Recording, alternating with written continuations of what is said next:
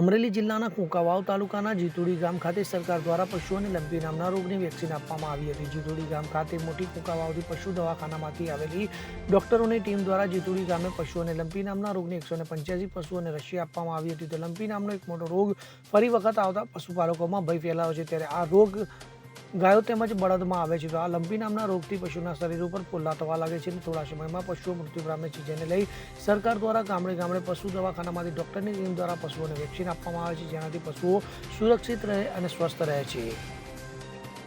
પશુ દવાખાના કુકાવથી લંપી રોગ વિરોધી રસી મૂકવા માટે જીથુડી ગામે તારીખ 6/8/2025 બુધવારના રોજ ટીમ આવેલી છે.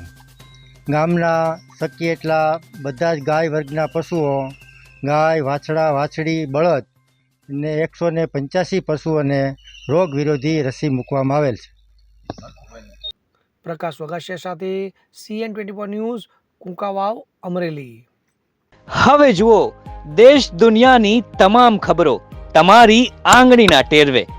ઉઠાવો મોબાઈલ અને Google Play Store પરથી ડાઉનલોડ કરો અમારી CN24 ન્યૂઝ મોબાઈલ એપ.